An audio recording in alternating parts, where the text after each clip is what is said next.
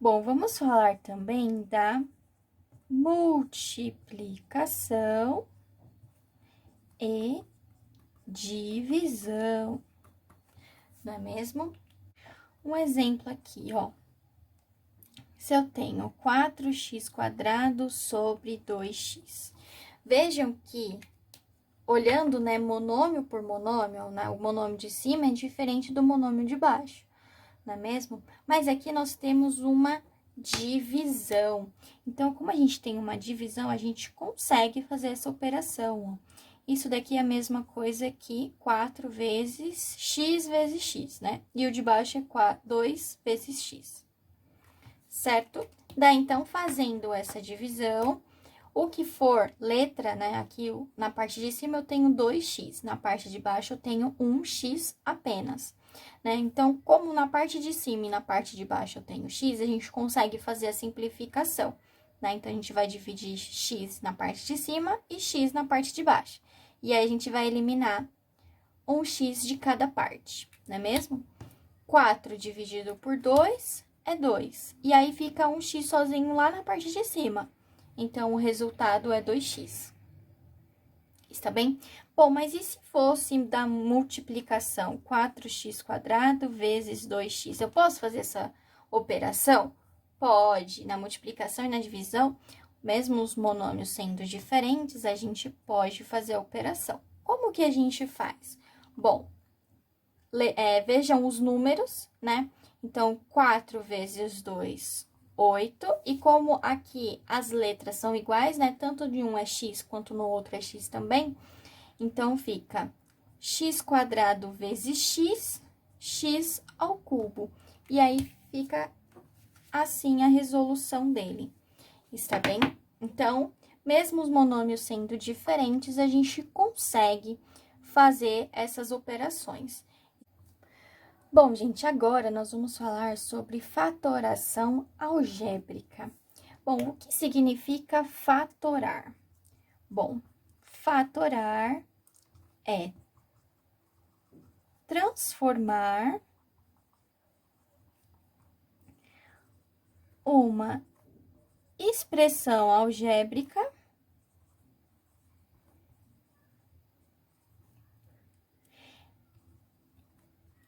em um produto de fatores,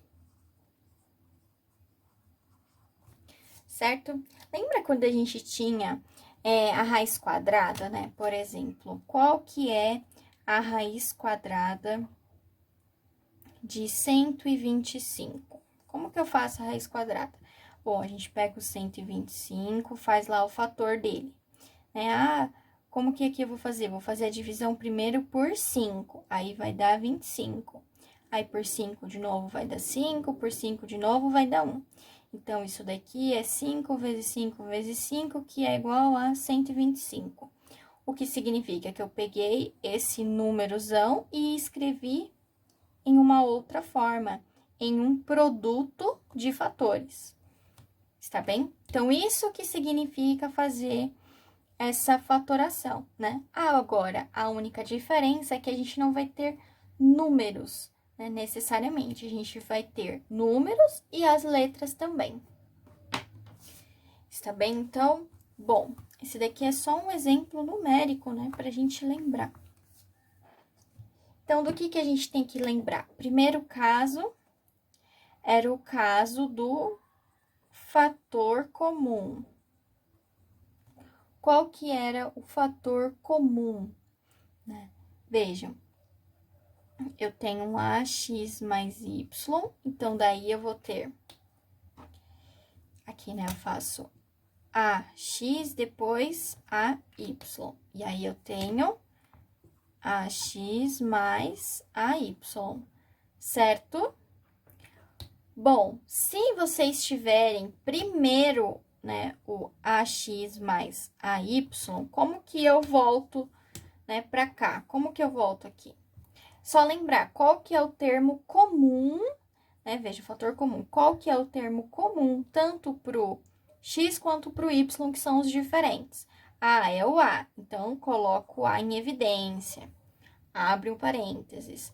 A vezes quem que vai dar AX? O X. Mais A vezes quem que vai dar a Y? Y. E aí, então, a gente volta para o primeiro. Então, é só lembrar da parte do fator comum. Está bem? Nós também vamos ter o caso de agrupamento. Olha só, vou mostrar para vocês. O segundo caso, esse daqui, ó.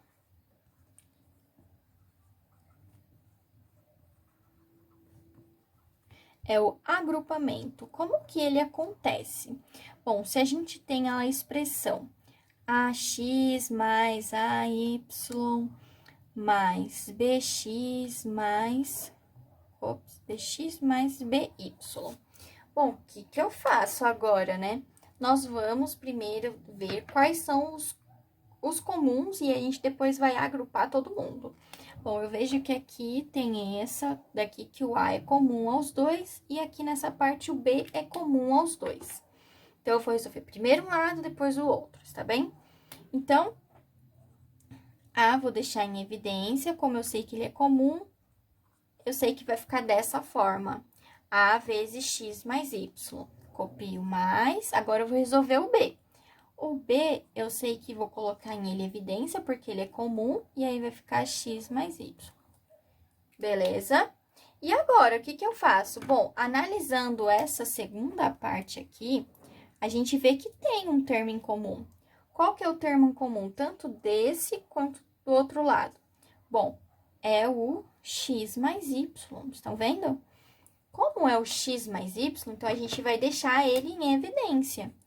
X mais Y em evidência. Vamos abrir o parênteses aqui. A gente vai olhar para ele como se fosse um único termo, beleza? E aí, X mais Y vezes quem que vai dar essa primeira parte aqui? Bom, vai ser vezes A. E aí, para dar a segunda parte, vai ser mais o B. Viram que desse termo enorme que nós tínhamos aqui, a gente conseguiu deixar ele bem menor, que é esse daqui. Então, quando a gente faz isso, a gente chama de agrupamento dos termos. Daí, agora, nós vamos ter também o terceiro caso. Bom, o terceiro caso, ele é o caso da diferença de dois quadrados. Bom, é quando aparece isso daqui, ó, A mais B vezes A menos B. E aí, como que a gente resolve? A vezes A, depois o A vai ser vezes o menos B. Então, A vezes A quadrado. A vezes menos B, menos AB. Certo? E agora, vamos para o B. B vezes A e depois B vezes menos B. B vezes A mais AB.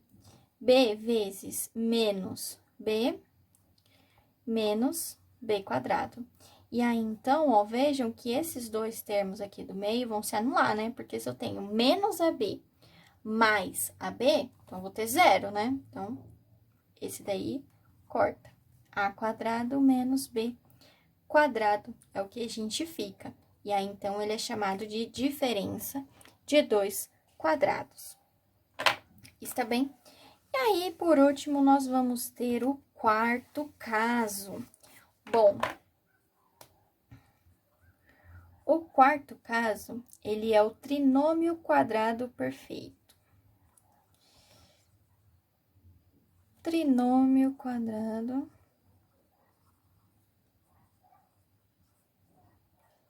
perfeito. E aí, ele tem as duas formas, né?